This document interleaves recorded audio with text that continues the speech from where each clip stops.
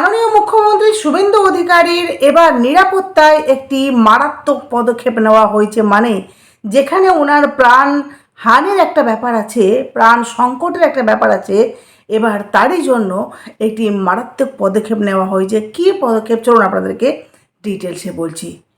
প্রথমত আপনাদেরকে বলি, আপনারা হয়তো জানেন যে শুভেন্দু অধিকারীর কিন্তু প্রাণ সংশয়, যেখানে ওনাকে প্রাণে মেরে ফেলার একটি প্ল্যানিং করা হয়েছিল বা একটি ষড়যন্ত্র করা হয়েছিল। এরই পর থেকে, এই ঘটনার পর থেকে মুখ্যমন্ত্রীকে একটু সাবধানে বা বলতে পারেন যে ওনাকে নিরাপত্তা বজিয়ে রেখে চলতে হবে, তাই তো?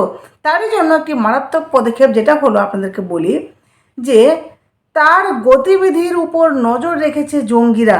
মানে মুখ্যমন্ত্রী শুভেন্দু অধিকারীর গতিবিধির উপর, মুখ্যমন্ত্রী কোথায় যাচ্ছেন, কি করছেন, কার সাথে মিশছেন, কোন গাড়িতে যাচ্ছেন, কখন যাচ্ছেন, পুরো মানে ইচ অ্যান্ড এভরিথিং তারা কিন্তু নজরে রেখেছে। বর্ধমান থেকে সন্দেহভাজন জঙ্গি হামিম মণ্ডলকে জেরা করে এই চাঞ্চল্যকর তথ্য কিন্তু সামনে এসেছে। তারপর মুখ্যমন্ত্রী শুভেন্দু অধিকারীর নিরাপত্তায় জোর দেওয়া হলো। মুখ্যমন্ত্রীর জন্য বুলেট প্রুফ গাড়ির ব্যবস্থা করা হয়েছে। রবিবার কাথির বাড়ি থেকে সেই বুলেট প্রুফ গাড়িতে কলকাতার উদ্দেশ্যে রওনা দেয় শুভেন্দু। সন্দেহভাজন জঙ্গি হামিমকে বেঙ্গল এসটিএফ গ্রেপ্তার করার পর থেকে মুখ্যমন্ত্রীর নিরাপত্তা নিয়ে অনেকেই উদ্বেগ প্রকাশ করেন। মুখ্যমন্ত্রীর নিরাপত্তায় রাজ্য পুলিশের পাশাপাশি কেন্দ্রীয় বাহিনী রয়েছে। মানে মুখ্যমন্ত্রীর নিরাপত্তার জন্য রাজ্য পুলিশের পাশাপাশি কেন্দ্রীয় বাহিনী রয়েছে। তবে শুভেন্দু অধিকারী এতদিন যে গাড়িটি ব্যবহার করতেন তা কিন্তু বুলেট প্রুফ ছিল না। কিন্তু হামিম ধরা পড়ার পর জানা যায় পাকিস্তান থেকে হ্যান্ডেলরা, মানে যারা পাকিস্তান থেকে যেই সমস্ত মানুষরা আছেন বা জঙ্গিরা যারা হ্যান্ডেলরা, মুখ্যমন্ত্রীর গতিবিধির তথ্য চেয়েছে। বুঝতে পারছেন?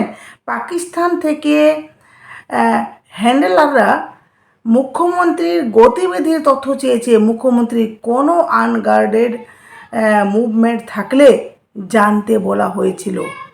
শুভেন্দু অধিকারীর নিরাপত্তা ব্যবস্থা নিয়ে গতকাল রাজ্যের পরিবহন মন্ত্রী অর্জুন সিং বলেছিলেন মুখ্যমন্ত্রীকে বুলেট প্রুফ গাড়ি ব্যবহার করা উচিত।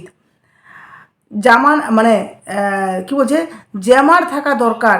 পুর ও নগরায়ণ মন্ত্রী অগ্নিমিত্রা পালও কিন্তু বলেছিলেন যে মুখ্যমন্ত্রী বুলেট প্রুফ গাড়িতে যাতায়াত করা উচিত।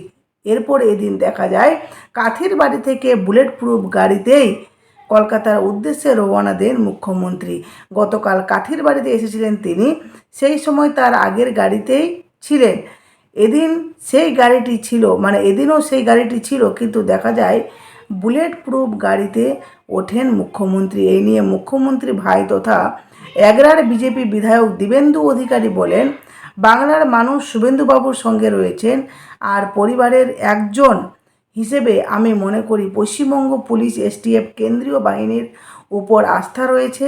নিশ্চিতভাবে বাংলার প্রত্যেকটি মানুষ সুরক্ষিত থাকবেন। হামিমকে ধরার জন্য রাজ্য পুলিশকে ধন্যবাদ জানালেন তিনি। মুখ্যমন্ত্রীর মানুষের সঙ্গে মিশে যেতে পছন্দ করেন, বারবার সাধারণ মানুষের কাছে পৌঁছে যেতে দেখা গিয়েছে তাকে। এমনও সময় আমরা দেখেছি যে মুখ্যমন্ত্রী গাড়িতে করে যাচ্ছেন, উনি কনভয়ে যাচ্ছেন, অথচ সেখানে জনতা বা দর্শক বা তার ভালোবাসার মানুষ যারা মুখ্যমন্ত্রীকে ভালোবাসেন, শুভেন্দু অধিকারীকে, তারা বলছেন দাঁড়ান দাঁড়ান দাঁড়ান, শুভেন্দু অধিকারী দাঁড়ান, মুখ্যমন্ত্রী দাঁড়ান। উনি নির্দ্বিধায় সেখানে দাঁড়িয়েছেন, সবার সাথে কথা বলেছেন। একজন মুখ্যমন্ত্রী হয়ে এই ধরনের ব্যবহারে সত্যি আমরা সত্যি খুব খুশি। বলছেন যে এতে কি তারা উদ্বিগ্ন? মুখ্যমন্ত্রী মানুষের সঙ্গে মিশে যেতে পছন্দ করেন, বারবার সাধারণ মানুষের কাছে পৌঁছে যেতে দেখা গিয়েছে ওনাকে, এতে কি তারা উদ্বিগ্ন? এই নিয়ে দিবেন্দু অধিকারী বলেন, গতকাল যেভাবে বাড়ি এসেছিলেন আজও সেভাবে গিয়েছেন। তার নিরাপত্তায় বাড়তি কিছু কি লক্ষ্য করেছেন আপনারা? তিনি চান সাধারণ মানুষের একজন প্রতিনিধি হিসেবে উন্নয়ন মানুষের দৌড়গোড়ায় পৌঁছে দিতে। তার জন্য যদি প্রাণ দিতে হয় তার জন্য আমরা তৈরি আছি। কিন্তু তারপরেও আমরা তো মুখ্যমন্ত্রীকে ভালোবাসি, তাই না? বা মুখ্যমন্ত্রীর জন্য আমাদের চিন্তাও হয় কোথাও না কোথাও, কোথাও না কোথাও আমরা মনে করি যে না, ওনাকে সেফটি বুঝিয়ে চলা উচিত, সেফটি বুঝিয়ে থাকা উচিত। আর যার জন্য ওনাকে বুলেট প্রুফ গাড়ি দেওয়া হয়েছে, যেটা পরিবহন মন্ত্রী অর্জুন সিং, যেটা অগ্নিমিত্রা পালও কিন্তু বলেছেন যে শুভেন্দু অধিকারীকে মানে বুলেট প্রুফ গাড়ি ব্যবহার করা উচিত। উনি ফাইনালি সেটা করছেন। যাই হোক, উনি যাতে ভালো থাকুক, এটাই আমাদের সবার চাওয়া, তাই না? এবার আসি, দেখুন আরেকটি ঘোষণা করা হয়েছে, যেটা হলো যে হাসপাতাল চত্বরে নিষিদ্ধ এবার বিড়ি, মদ, গুটখা রোগীদের সুরক্ষার জন্য, মানে রোগীদের জন্য বলতে পারেন একটি বড় পদক্ষেপ নেওয়া হয়েছে, যেখানে বলা হচ্ছে হাসপাতাল চত্বরে নেশাজাতীয় দ্রব্যের বিক্রি বন্ধ এবং রোগীদের নিরাপত্তা ও গোপনীয়তা বজায় রাখতে কঠোর নির্দেশিকা জারি করেছে রাজ্য সরকার।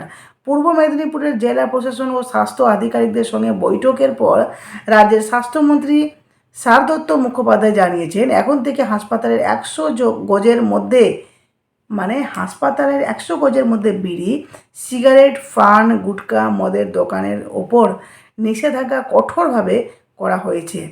একই সঙ্গে হাসপাতাল চত্বরে গুটখা বা পান খাওয়ার নিষিদ্ধ ঘোষণাও করা হয়েছে। রোগীদের নিরাপত্তা ও গোপনীয়তা রক্ষার, মানে এই গোপনীয়তা রক্ষার জন্য অন্তর্বিভাগে ভর্তি রোগীদের মোবাইল ব্যবহারে কড়াকড়ি আরোপ করা হয়েছে। বিশেষ করে মহিলা রোগীদের শালীনতা রক্ষায় হাসপাতালের ভেতরে ছবি তোলা বা ভিডিও রেকর্ডিং সম্পূর্ণভাবে নিষিদ্ধ করা হয়েছে। এছাড়া হাসপাতালের পরিচ্ছন্নতা ও নিরাপত্তা খতিয়ে দেখার পর স্বাস্থ্যমন্ত্রী সাফ জানিয়েছেন, ভবিষ্যতে কাজে গাফিলতি বা দালাল চক্রের দৌরাত্ম্য দেখা দিলে সংশ্লিষ্টদের বিরুদ্ধে কঠোর আইনি ব্যবস্থা নেওয়া হবে। মানে এই সমস্ত পদক্ষেপ নেওয়া হয়েছে। যাই হোক, আপনাদের কেমন লাগলো অবশ্যই আপনারা কমেন্ট বক্সে বলবেন। অবশ্যই আমার সেকেন্ড চ্যানেল সনকাস লাইফস্টাইলে গিয়ে আপনারা ভিজিট করুন। সেখানে মারাত্মক মারাত্মক তথ্য আমি শেয়ার করছি, যেটা সঠিক এবং সত্য তথ্য। আরজি করের ম্যাটারে এমনকি আরও অন্যান্য অনেক তথ্য, বিশেষ করে মমতা ব্যানার্জিকে নিয়ে অনেক তথ্য আপনারা সেখানে যান, দেখতে পাবেন।